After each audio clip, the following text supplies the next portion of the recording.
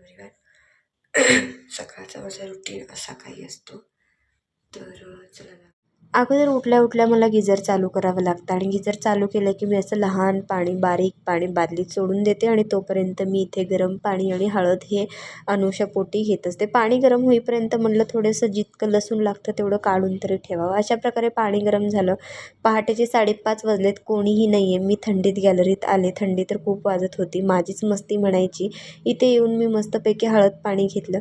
त्यानंतर आमच्याकडे लागतं की झाडू झाल्याशिवाय घरातली जे पारूचं झाडू मारल्याशिवाय आमच्याकडे स्वयंपाक होत नाही. मग सकाळी उठल्या नोवाला चालू केलं नाही, कारण आवाज खूप येतो त्याच्यामुळे सगळे उठतील म्हणून मी स्वतः झाडू मारून घेतलं. आणि त्यानंतर माझा ब्रश वगैरे, आणि ब्रश झाल्यानंतरच मी गेले अंघोळीला. आणि अंघोळीशिवाय तर स्वयंपाक काही आमच्याकडे करता येत नाही, अंघोळ झाल्यानंतरच. अशा प्रकारे मी अंघोळीला गेले आणि अंघोळ करून पटकन किचनमध्ये एंट्री मारली, कारण उशीर व्हायला नको. अगोदर कणिक मळून घेतलं, म्हणजे कणिक भिजत राहते बाकीची सगळे कामं होईपर्यंत. कणिक मळून घेतलं, तोपर्यंत हेही उठले होते, ह्यांच्यासाठीही गरम पाणी ठेवलं. हे नुसतंच कोमट पाणी घेतात, हळद वगैरे घेत नाही, त्यांना ते आवडत नाही. मी मात्र पाणी घेते. हळद ही घरची ओरिजिनल माझी आईने दळलेली हळद आहे. त्याच्यानंतर तोपर्यंत लसूण सोलून घेतलं, मेथीला पाण्यात भिजवून ठेवलं, कारण माती पण खूप असते ना आजकाल मेथीला, त्यामुळे थोडंसं पाण्यात भिजवून ठेवलं की तिला लागलेली, पानाला वगैरे लागलेली मेथी होती. आणि इकडे नाश्त्याची तयारी करून घेतली. नाश्ता थोडासा आम्ही हेल्दीच करायचा ठरवलेला आहे. नाश्ता आमचा जरा हेल्दीच असतो. नाश्त्यासाठी कांदा टोमॅटो चिरून घेत होते. इकडे नाश्ता आज आहे मूग आलेले मटकीची उसळ. आम्ही ही उसळ पोळीसोबत, माझ्या नवऱ्याला अजिबात आवडत नाही खायला. ती नुसतीच तो फ्राय केलेली उसळ खातो, आणि जास्त फ्राय नाही, हाफ फ्राय करतो ती. अशा प्रकारे सगळ्या गोष्टीची तयारी करून घेतली. त्यानंतर मग चहा करा वगैरे सगळ्या गोष्टी होत होत्या, कारण नवरा उठला होता. गरम पाण्यानंतर चहा लागतं, चहा वगैरे त्याच्या गोष्टी मध्ये होत्या, त्या दिल्या. आता मेथी पाण्यातून बाहेर काढते आहे, कारण स्वयंपाकाची तयारी करायची आहे त्याच्यामुळे. अशा प्रकारे मेथी वगैरे धुवून घेतली स्वच्छ 2 वेळा पाण्यातून, कारण माती खूप असते. स्वच्छ धुवून घेऊनच आपण पुढच्या गोष्टी करायला पाहिजे, कारण पालेभाज्यांमध्ये माती खूप असते. त्याच्यामुळे अगोदर मी ही पालेभाजी अशा प्रकारे पाण्यात भिजत ठेवते, म्हणजे जेणेकरून माती निघेल त्याच्यातली. 2-3 वेळा पाणी बदलल्यानंतरही खाली खूप अशी माती होती. त्यानंतर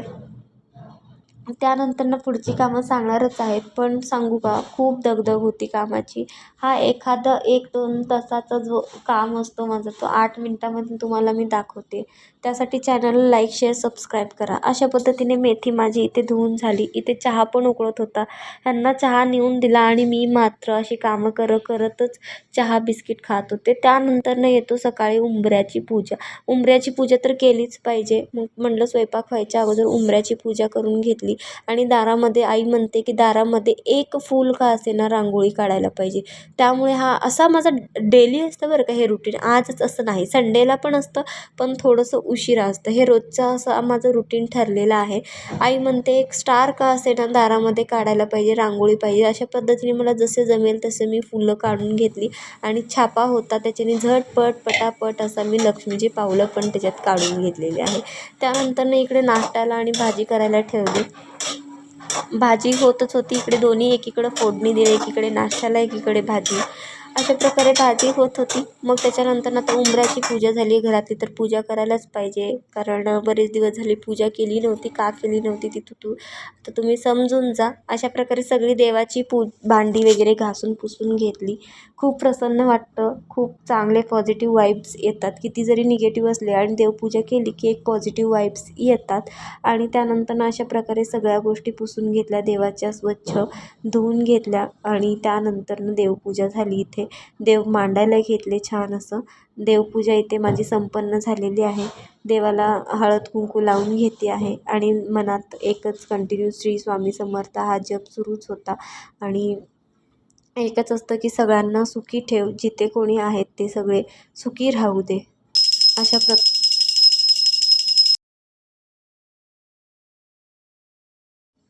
काय सांगू, माझी अशा प्रकारे प्रार्थना करून सगळ्यांना सुखी ठेवा. इतकी घाई गडबड होते ना, तरी पण आज म्हटलं की आज मी सकाळचा माझा रुटीन कसा असतो हे तुमच्यासोबत मला शेअर करायचंच आहे. त्यासाठी व्हिडिओ शेवटपर्यंत बघा, लाईक शेअर सबस्क्राईब करा. अशा प्रकारे ते मी पोळ्या करायला घेतलेली आहे. खरंच हे मी जेवढं फास्ट दाखवते तेवढं फास्ट जर आयुष्यात कामं झाली असती, तासाभराचं काम जर 8 मिनिटात मला टाकता आलं असतं, करता आलं असतं तर किती भारी झालं असतं. मला असं वाटतं कधी कधी की अजून 2 हातं का नाही आहेत, म्हणजे हे करत करत मी हे केले असते, हे करत करत हे केले असते. असो, चला, तुमचे फक्त मला सपोर्टची गरज आहे. सपोर्ट एवढं मला तुम्ही नेहमी करत राहा. अशा प्रकारे इथे माझे कमीच पोळ्या होत्या. पोळीचं पण पीठ कमी होतं. अशा प्रकारे छान पोळ्या करून घेतल्या. पोळ्या पण आज छान फुगत होत्या आणि माझी पोळी छानच होती आणि मस्त पदर वगैरे पण सुटतात आतून. त्यानंतर ना अशा प्रकारे पोळी करून घेतलं. मात्र मस्त टम्म फुगतच होते. बघू शकता माझ्या पोळ्या सगळ्याच फुगतात आणि मलाच माझी अक्षरशः तुम्हाला सांगू का, लग्ना अगोदर मला पोळी येतच नव्हती. आईला टेन्शन यायचं की कसं करेन माझी मुलगी. भाजी करून ठेवलं तर भाजीसोबत खाणार काय? भाकरीचं तर दूरचाच विषय होता. पोळीच येत नाही म्हणल्यावर कसं? पण हळूहळू करत का होईना मी लग्नानंतरनं पोळ्या शिकून घेतल्या.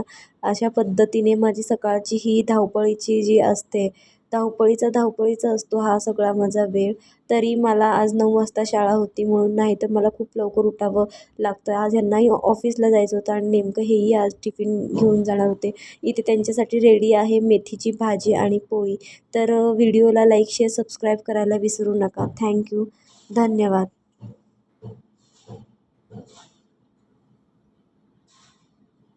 सकाळची कामं माझी संपलेली आहेत. आता मी आवरायला जाते. पण आता तो काही मी शूट करू शकणार नाही. ऑलरेडी लेट झालेलं आहे. मला निघावंच लागेल आता.